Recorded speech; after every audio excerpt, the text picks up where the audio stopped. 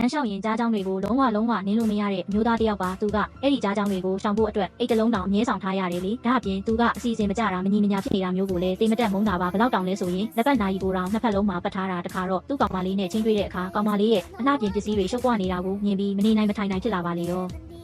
ကောင်မလေးဖုန်းပြောဖို့ထွက်သွားတဲ့အချိန်မှာပဲသူကအကုန်လုံးကိုအစီအစဉ်တကျလိုက်စီပေးလိုက်တာပေါ့ဒါပေမဲ့ဒီလိုအကျင့်တွေကသူ့ရဲ့နေ့စဉ်ဘဝကိုအရန်ဒုက္ခပေးလာတော့သူကစိတ်ပညာရှင်စီသွားပြဖို့ဆုံးဖြတ်လိုက်တယ်အဲ့ဒီမှာသူနဲ့အခြေအနေတူတဲ့သူတွေကိုတွေ့ခဲ့ရတယ်ဇဲဆိုတာကိုမရက်နိုင်တဲ့မျိုးသားတစ်ယောက်ရဲ့တခုခုဆိုထက်ခါစစ်ဆေးနေတတ်တဲ့မျိုးသမီးတစ်ယောက်ရဲ့ပြီးတော့စကားတခွန်းကိုနှစ်ခါစီထပ်ပြောတတ်တဲ့ကောင်မလေးတစ်ယောက်ရဲ့ပါ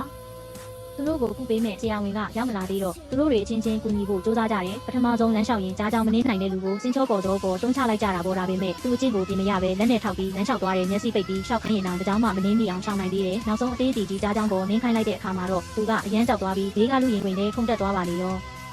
အဲ့မှာနောက်ထပ်တစ်ယောက်ရှိသေးတယ်တန်ရှင်းလေးကိုအစွန်းရောက်အောင်လုပ်တတ်တဲ့မျိုးသမီးတစ်ယောက်ပါသူကတနေ့မှလက်ကိုအခါပေါင်းရာနဲ့ချီစီးတတ်တယ်လို့တခုခုကိုထိမိရင်လည်းပိုးတက်စီတ िश ူးနဲ့အမြဲတုပ်ရတာသူ့ကြောင့်လုံးကတန်ရှင်းရဲ့အတော်ကြီးအောင်စိတ်ပြက်နေရကြတယ်သူတို့တွေကအဲ့ဒီမျိုးသမီးကိုအိမ်သာကိုကင်ကြည့်ဖို့တိုက်တွန်းကြပေမဲ့သူမလုံနိုင်ခဲ့ဘူးဘေးကအမျိုးသားတစ်ယောက်ကအတင်းဆွဲပြီးဘေးစင်ကိုကင်ခိုင်းလိုက်တော့သူအယူတစ်ပိုင်းဖြစ်ပြီးလက်ကိုပြေးစေတော့တာပဲဒီစူးစမ်းမှုကလည်းမအောင်မြင်ခဲ့ပြန်ဘူးပေါ့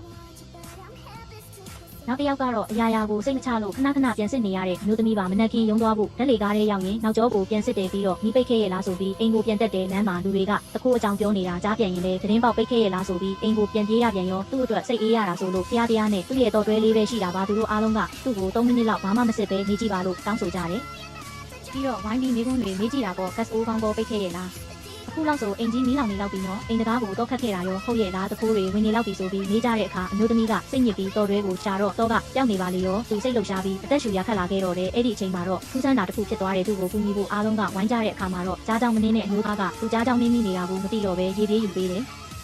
တန်ရှင်းရေးကိုအထူးဂရုစိုက်နေတဲ့မျိုးသမီးကလည်းလက်မစေးနိုင်အားပဲသူ့ကိုကူညီပေးတဲ့လေးပေါ်အခြေအနေမျိုးမှာသူတို့ရဲ့ယောဂလက္ခဏာတွေကသူ့လိုလျော့ပါသွားတာကိုတွေ့လိုက်ရပါတယ်ဒါကပဲသူတို့ကိုကုသနိုင်တဲ့နည်းလမ်းကောင်းတစ်ခုဖြစ်သွားခဲ့တာပေါ့မချင်းမှတ်ထားတဲ့အခြေအနေတွေကလူတစ်ယောက်ရဲ့အစွဲလန်းတွေကိုကြော်လွှားစေနိုင်တယ်ဆိုတာဒီဇလန်းလေးကပြသသွားခဲ့တာပါပဲ